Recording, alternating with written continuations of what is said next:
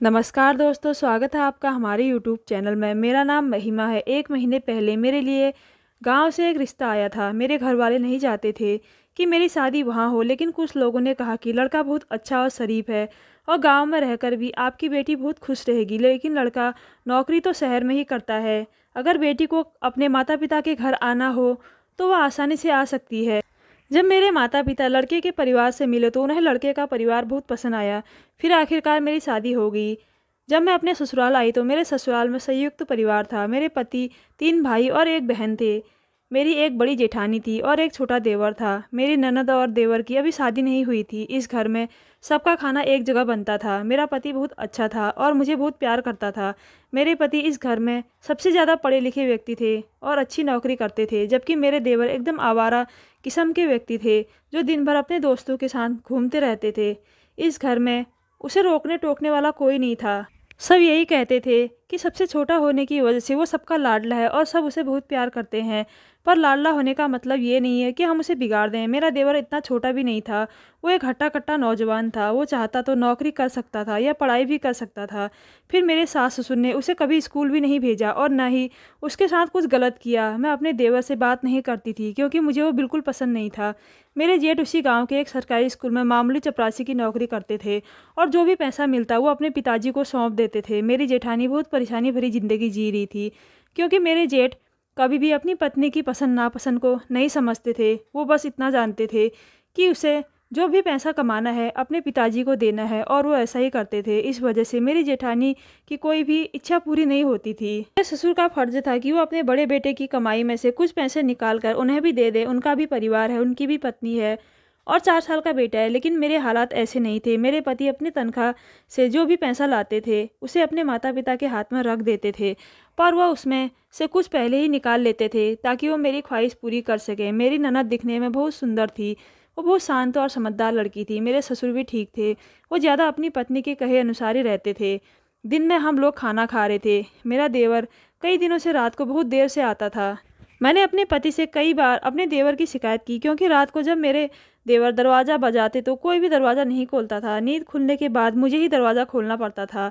जब हम लोग साथ में खाना खा रहे थे तो अचानक हमें बाहर से शोर सुनाई दिया। जब मेरे जेठ और मेरे पति दरवाजे पर गए ये देखने के लिए शोर किस बात का हो रहा है तो उन्हें पता चला कि मेरा देवर किसी से झगड़ा करके वापस आया है। झगड़ा इतना बड़ा था कि उसके सिर से खून बह रहा था। मेरे पति और जेठ उसे डॉक्टर के पास ले गए और डॉक्टर से उसकी ड्रेसिंग करवाई और जब वो लोग घर आए तो उससे झगड़े की वजह पूछी। मेरे देवर का दोस्त से झगड़ा नहीं हुआ था, बल्कि उसके पीछे गली में रहने वाली लड़की के भाई से हुआ था। बल्कि उसके भाई ने ईंट उठाकर मेरे देवर के सर पर दे मारी थी क्योंकि वो उसकी बहन को छेड़ रहा था। दिन ऐसे ही गुजरते जा रहे थे। एक दिन हम पर आश्चर्य का पहाड़ टूट पड़ा। मेरे ससुराल वाले सभी लोग मेरे देवर को बच्चा समझते थे, पर उसने तो अपनी मर्जी से एक लड़की से शादी की और उस लड़की को हमारे घर ले आया। सबने उसे इस तरह अचानक शादी करते देखा तो हैरान रह गए। हालांकि मेरे सास ससुर अपने बेटे से बहुत नाराज थे कि उसने बिना किसी को बताए शादी कैसे कर ली। मेरे देवर ने कहा कि अब वह मेरी पत्नी है और ये यहीं रहेगी। घर में सभी लोगों ने देवर की बात मान ली थी। सबने देवर की पत्नी को स्वीकार कर लिया था क्योंकि वो कोर्ट मैरिज करने के बाद ही अनजान लड़की को घर में लाया था। इसलिए अब कुछ कहने का कोई फ़ायदा नहीं था। लेकिन जिस लड़की से मेरे देवर ने शादी की थी वो किसी को भी अच्छी नहीं लगी थी। मुझे भी ये अच्छा नहीं लगा था क्योंकि वो लड़की शक्ल से ही बहुत चालाक और होशियार लग रही थी। मैं तो हैरान थी कि मेरे देवर को इस तरह से शादी करते हुए शर्म नहीं आई, जबकि उनकी जवान बहन घर में बैठी थी। पर धीरे धीरे मेरा देवर थोड़ा जिम्मेदार हो गया और मेरे बड़े जेठ के साथ काम पर जाने लगा। इस तरह मेरी देवरानी, जिसे पहले घर में कोई पसंद नहीं करता था, अब वो धीरे धीरे मेरी सासू माँ की पसंदीदा बहू बन गई थी। बेटा तो वैसे भी उनका पसंदीदा था। अब वो अपनी छोटी बहू के गुणगान भी करने लगी थी। वो सबके सामने अच्छा बनने के लिए मीठी मीठी बातें किया करती थी। मुझे अपनी देवरानी की एक बात बड़ी अजीब लगती थी। जब भी कोई उससे उसके माता पिता या परिवार के बारे में कोई सवाल पूछता था तो वो घबरा जाती थी। अचानक उसका चेहरा पीला पड़ जाता था और वो बात बदल देती थी। लेकिन एक औरत हमेशा उससे मिलने आती थी। ये औरत बड़ी अजीब थी। वो औरत जब भी हमारे घर आती थी तो मेरी देवरानी उसे अपनी दोस्त कहती थी। ये औरत जब भी हमारे घर आती थी तो सबके कमरे में ताका झाकी करते रहती थी। मेरा मन कहता था कि ये औरत ठीक नहीं है। मैंने अपनी देवरानी की दोस्त में एक बात नोटिस की थी। मुझे नहीं पता ये मेरा भ्रम था या किसी खतरे का संकेत। वो मेरी ननद को बहुत ध्यान से देखती थी। मैंने अपनी ननद से कहा कि वो बहुत होशियार और चालाक लगती है, तुम उससे दूर रहना। मेरी ननद कहने लगी, भाभी आप जैसा कहोगी मैं वैसे ही करूँगी। मेरी ननद ऐसी ही थी, उसे जो भी समझाया जाए वो आसानी से समझ जाती थी। मेरी ननद बेचारी इतनी सीधी और भोली है कि किसी की भी बातों में आसानी से आ सकती है। मेरी देवरानी बहुत चालाक थी और हमेशा अपनी मीठी मीठी बातों से उससे अपना काम निकलवा लेती थी। घर का माहौल कुछ ऐसा ही चल रहा था कि अचानक मेरे पति के ननिहाल में एक शादी आ गई। मेरे पति का ननिहाल शहर में था और हमारा वहाँ शादी में जाना बहुत ज़रूरी था। जिस दिन हम शादी में जाने वाले थे उस दिन अचानक मेरी ननद की तबीयत खराब हो गई, इसलिए वो घर पर ही रुक गई और हमारे साथ नहीं आ सकी। हम घर की बहुएं थी, हमारा शादी में जाना बहुत ज़रूरी था। हम सुबह ही शहर के लिए निकल पड़े थे। रात को जब शादी ख़त्म हो गई तो हम लोग अपने घर वापस आ गए, लेकिन घर वापस आते ही हम सब हैरान रह गए क्योंकि मेरी ननद घर पर नहीं थी।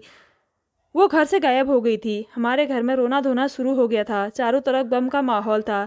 मैं भी अपनी ननद के लिए रो रही थी। मुझे बहुत चिंता हो रही थी और यह भी सोच रही थी कि मेरी ननद कहाँ जा सकती है।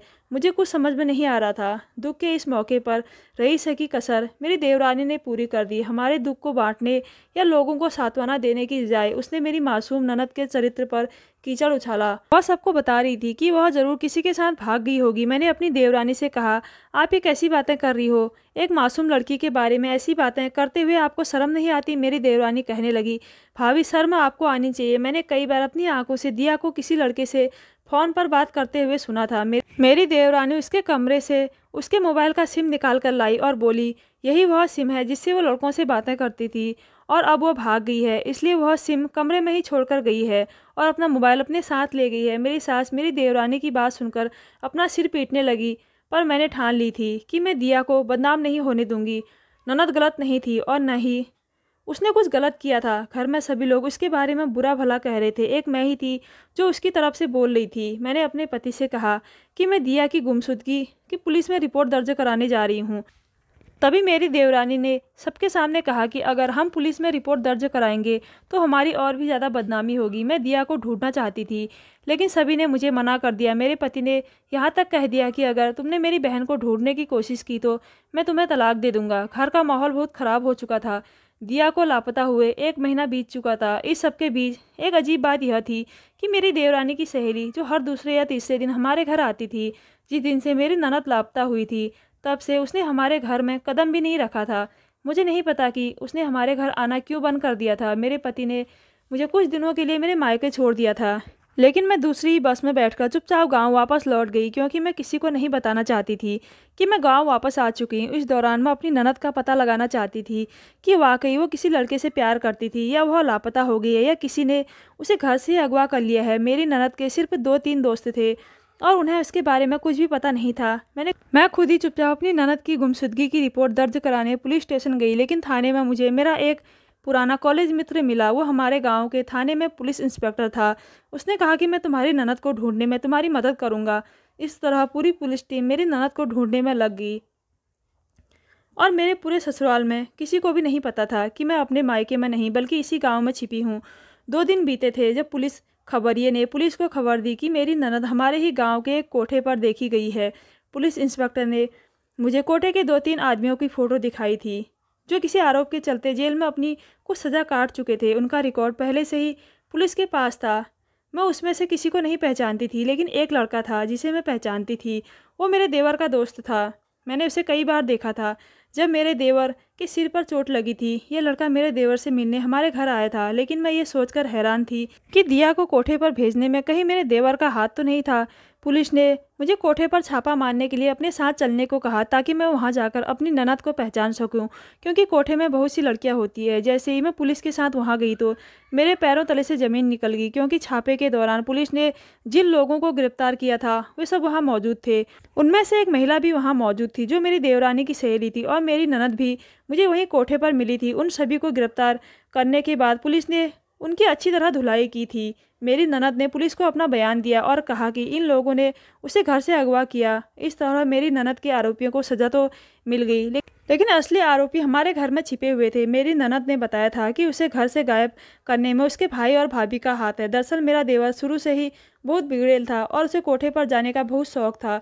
उसे मेरी देवरानी पसंद आ गई थी और मेरी देवरानी को भी मेरा देवर पसंद आ गया था। घर में किसी को शक ना हो कि मेरी देवरानी कोठे से आई है, इसलिए मेरी देवरानी ने सबका दिल जीत लिया। वैसे भी वो मर्दों का दिल लुभाने में बहुत माहिर थी, इसलिए मेरे ससुर, मेरे पति और मेरा देवर सब उसी की भाषा बोलते और मेरी सास भी उसकी तरफ हो गई थी। मेरी देवरानी अपने ससुराल वालों के साथ अच्छे से जीवन व्यतीत कर रही थी, लेकिन जिस औरत को मेरी देवरानी अपनी सहेली कहती थी, वो उसकी सहेली नहीं बल्कि उस कोठे की नौकरानी थी और मेरी देवरानी की बहन भी थी। वो हमारे घर सिर्फ इसलिए आती थी ताकि उसकी बहन वापस कोठे पर आ जाए और आकर अपना धंधा करना शुरू कर दे, क्योंकि मेरी देवरानी कोठे की शान थी। उसके न रहने से ग्राहक भी आना बंद हो गए थे। फिर जब उसकी बहन की नज़र मेरे ननद पर पड़ी तो उसने मेरी देवरानी से कहा कि अगर तुम नहीं जा सकती तो अपनी ननद को मेरे साथ भेज दो, क्योंकि वो कुंवारी है और खूबसूरत भी है, उसके अच्छे दाम मिल जाएंगे। इन दोनों बहनों ने मिलकर एक प्लान बनाया था और इस तरह से जब हम शादी में गए तो उन्होंने उसके अकेलेपन का फ़ायदा उठाया। मेरी ननद को उसके घर से किडनैप कर लिया गया और सबको यकीन हो गया कि मेरी ननद किसी लड़के के साथ भागी है। मेरी ननद ने अपने भाई और भाभी के खिलाफ पुलिस में रिपोर्ट भी दर्ज करा दी। इसके बाद मेरे देवर और देवरानी ने अपना जुल्म स्वीकार कर लिया और उनकी सच्चाई सबके सामने आ गई थी। इस हादसे के बाद मेरी ननद अपनी किस्मत पर फूट फूट कर रोई, लेकिन फिर हमने उसे दिलासा दिया कि हम तुम्हारी शादी अच्छे परिवार में करेंगे।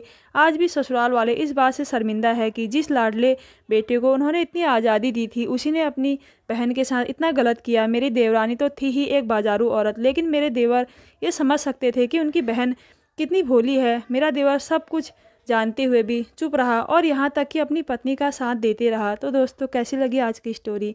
अगर अच्छी लगी तो मेरे चैनल को ज़रूर सब्सक्राइब कीजिएगा। धन्यवाद।